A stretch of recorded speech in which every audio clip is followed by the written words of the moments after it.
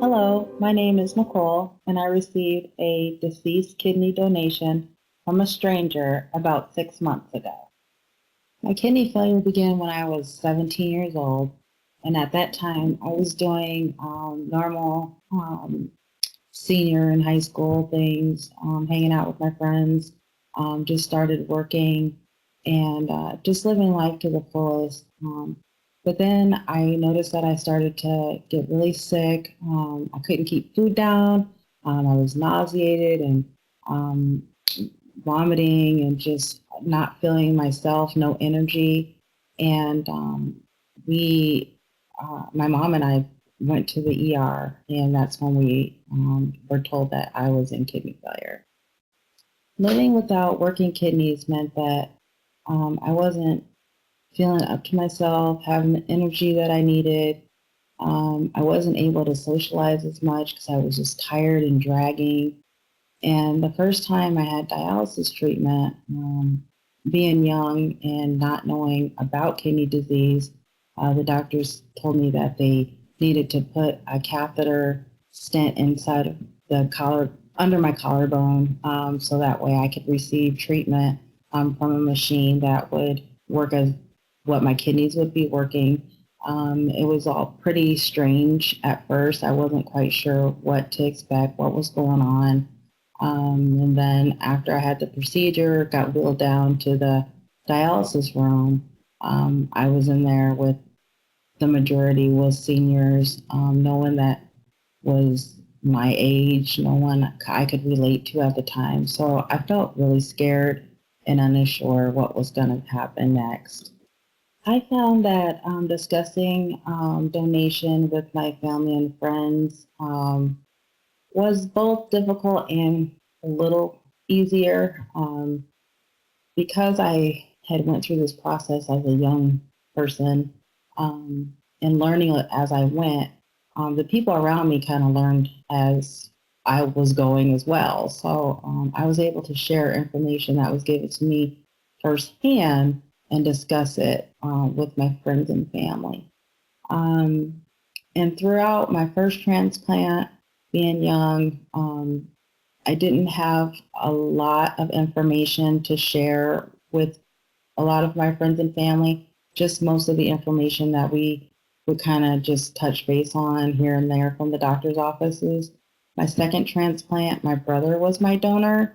Um, and so it was an easier conversation because my brother um, he just had a hard time seeing me go through the first transplant. It failed, back on dialysis. As independent as I typically am, it was just hard for him to see me hooked up to the machines, tired all day, just not being the person that he's known his entire life. I was just kind of like rolling just along. And so when he stepped up and decided to be my donor, he gave me that extra spunk. And again, I got, all of the assuring of having a new kidney. And that kidney lasted 12 years, 12 wonderful years. I was able to attend school.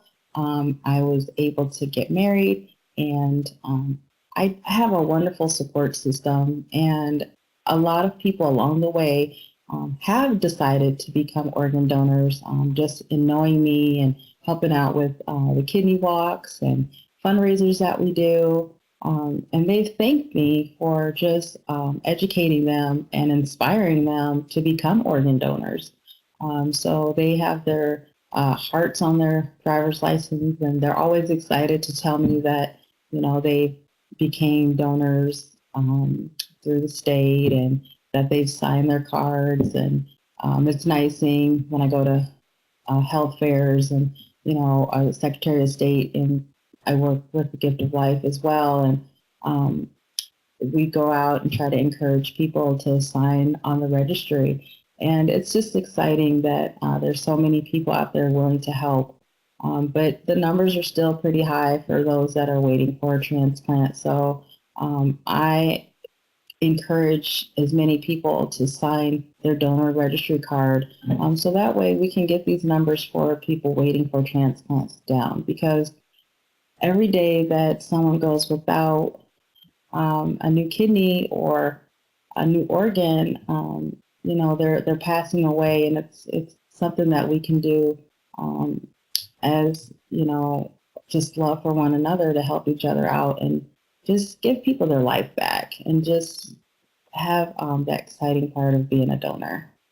Even with my fears, I decided to try to find living donors because I think when you have that conversation with your friends and family, it just lets them know that you appreciate, them being in your life, and having that conversation just lets them know that this isn't a very important decision, something that's not taken lightly.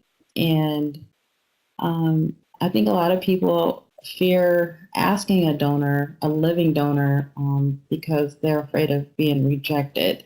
And I think, a lot of donors are not sure exactly how to approach a person that's a possible recipient. So if you get the education from the transplant teams, the social workers, and they can kind of help answer some questions that living donors may have, and also for potential recipients, on how to go about asking a living donor. So there's the materials out there. I would say if somebody's on dialysis, to definitely talk with their social worker and just kind of get some information on how to approach someone about organ and tissue donation. When my brother first said that he wanted to be a kidney donor for me, I actually was a little nervous. I wasn't sure because the first donor I had was a deceased donor. Though I really wanted to reach out to that family, at the time the family, they really didn't want to know the recipients. So that was kind of hard. And then having a living related donor, just volunteer to give his kidney. It was exciting. That is my brother, who I've known my entire life and his entire life, and he didn't hesitate or anything like that. In the beginning, when we first had tested with my mom, her and I had discussed my brother, but we had felt that because he had a son, a brand new baby at the time, that we would kind of hold off on asking him. And then once I ended up needing a new kidney after the first one failed, my brother didn't hesitate. He just automatically said, I want to help save my sister's life. And that is definitely something, though I did have his kidney with me for 12 years. It was 12 amazing years.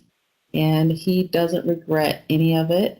I lost his kidney to heart failure. So that was another stepping stone that we had to deal with. But to this day, my brother was very, very excited that he did that. And I'm very grateful and thankful that he was able to do that for me.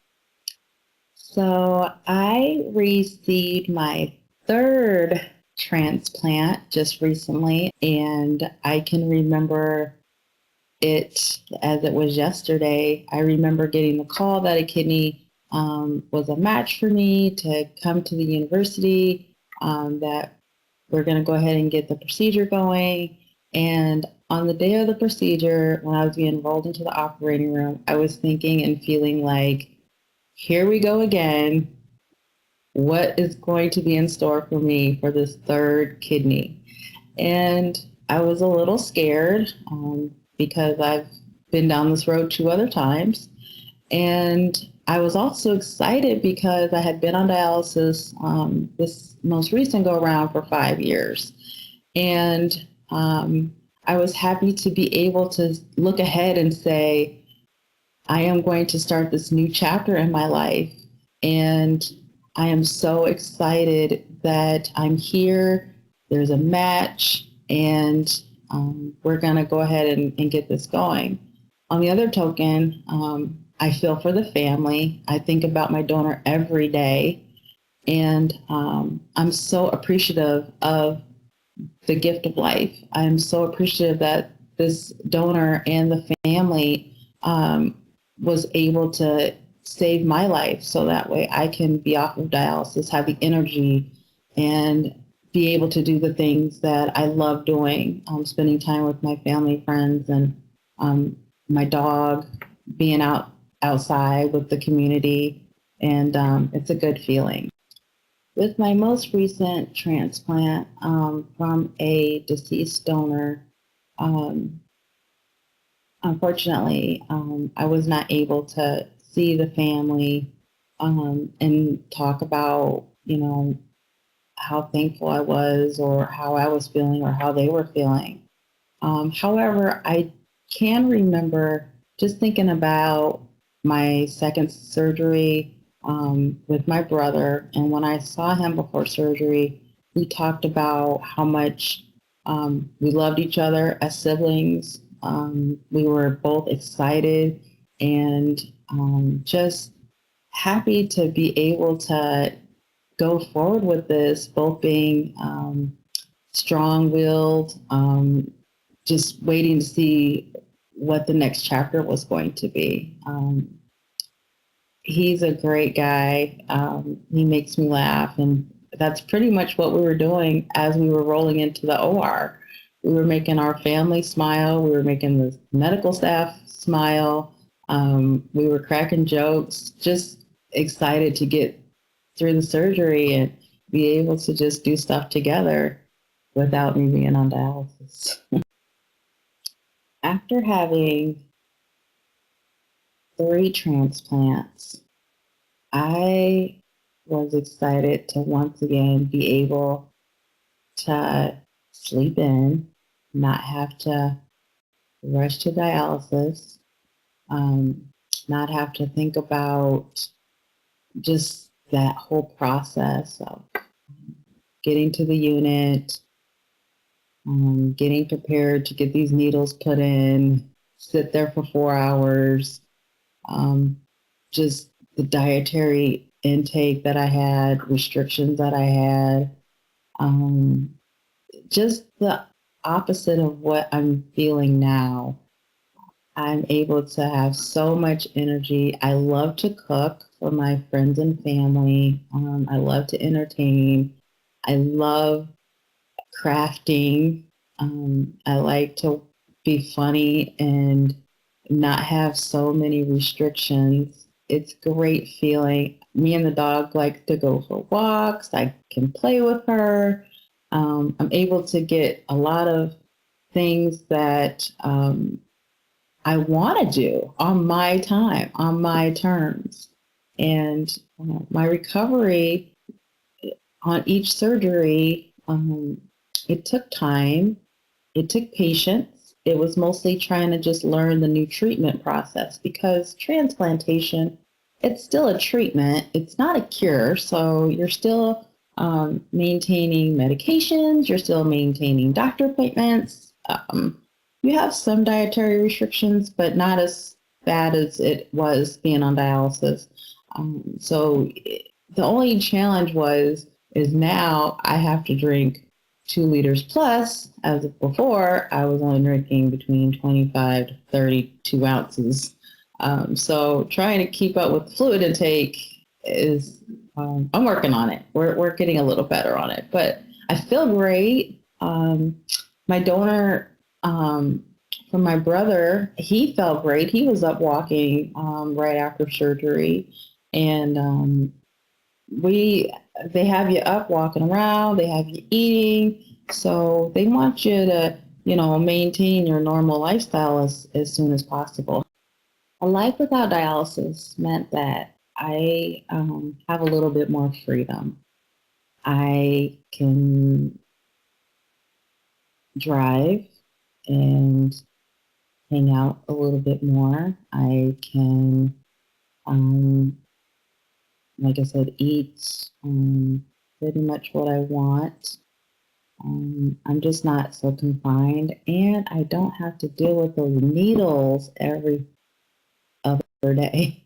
And dealing with graft issues and clotting issues from the grafts and um, highs and lows with fluid intake and the cramping um, but the most noticeable difference in me is I don't feel stressed as much being on dialysis.